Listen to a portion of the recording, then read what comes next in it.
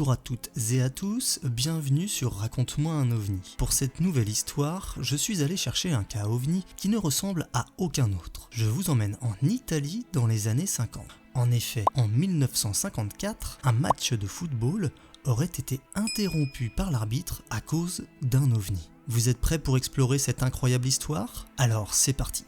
Nous sommes le 27 octobre 1954 en Italie, et plus précisément dans le stade de football Artemio Franchi de la ville de Florence. Un match oppose la Fiorentina de Florence à l'équipe Pistoiese de la ville de Pisto. Une trentaine de kilomètres séparent les deux villes. Il s'agit donc d'un derby, ce qui attire en masse les Florentins pour soutenir leur équipe. En effet, on comptera environ 10 000 spectateurs ce jour-là. La rencontre se déroule normalement jusqu'à la mi-temps. Peu après la reprise, des cris ainsi qu'un brouhaha s'élèvent en provenance du public. Les spectateurs ne regardent plus les 22 acteurs jouer. Leurs yeux sont tous fixés vers le ciel et tous se demandent ce qu'il se passe. Aucun but n'ayant été marqué, aucune faute commise, les joueurs sur le terrain sont perplexes et se regardent les uns les autres. Mais ils comprennent vite ce qui cause la perturbation du public en levant les yeux à leur tour vers le ciel. Au-dessus du stade, un grand objet oblongue s'est lentement mise en vue avant de sembler s'arrêter au-dessus de la surface de jeu. C'est à ce moment que l'arbitre suspend le match. Il notera d'ailleurs dans son rapport officiel que le match a dû être suspendu car les spectateurs ont vu des ovnis dans le ciel.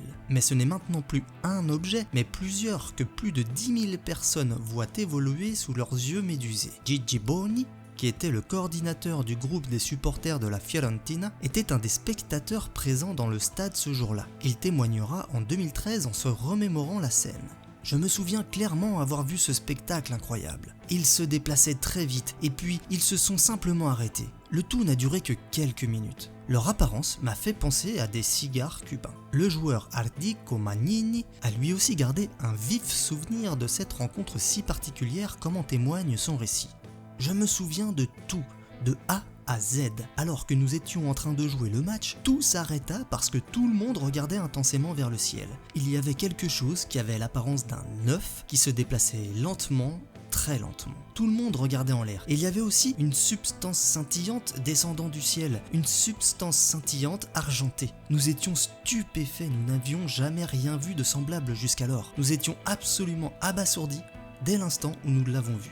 Comme le raconte Ardico Magnini, une substance étrange s'est effectivement déversée sur la pelouse du stade ce jour-là au passage des ovnis. D'après quelques autres témoignages, pendant plus d'une demi-heure, une sorte de neige collante a recouvert l'Artemio Franchi. Au contact avec les mains, celle-ci disparaissait complètement. Giorgio Battini, journaliste pour la Nazione, décrira ce qu'il a vu comme des capelli d'angelo, des cheveux d'ange. En dehors du stade, des centaines de Florentins sont également témoins du passage de ces ovnis. Un de ces témoins, Giorgio Battini, expliquera plus tard qu'il s'était précipité sur le toit de son immeuble pour voir lui aussi ces étranges invités au-dessus de la capitale toscane. Il les décrira comme des petites boules brillantes fonçant vers le dôme de la cathédrale. Les objets disparaîtront au bout de quelques minutes, laissant les témoins stupéfaits par ce qu'ils venaient de voir. Certains spectateurs du stade ont récupéré des particules, les fameux cheveux d'ange. À l'époque, l'analyse des étranges filaments est confiée au professeur Caneri. Après les avoir disséqués, il a affirmé qu'ils étaient essentiellement composés de bore et de silicium. D'autres analyses montreront que les filaments ne sont ni radioactifs ni combustibles, et qu'ils sont composés de plusieurs matières connues, tels que l'aluminium, le calcium ou le magnésium. C'est un cas très étonnant, n'est-ce pas?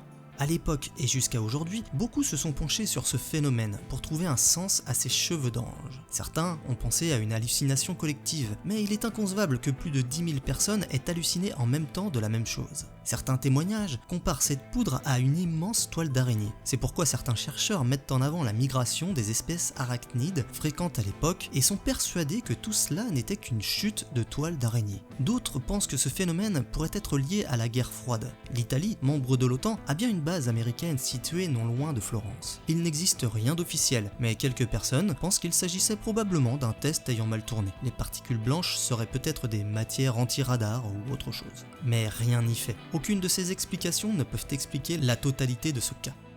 Et vous, qu'en pensez-vous? Connaissiez-vous cette affaire? N'hésitez pas à me partager vos commentaires sous la vidéo, je suis curieux de les connaître. Sur ce, je vous souhaite une bonne soirée ou une bonne journée et je vous dis à bientôt pour de nouvelles aventures ufologiques sur Raconte-moi un ovni. Ciao!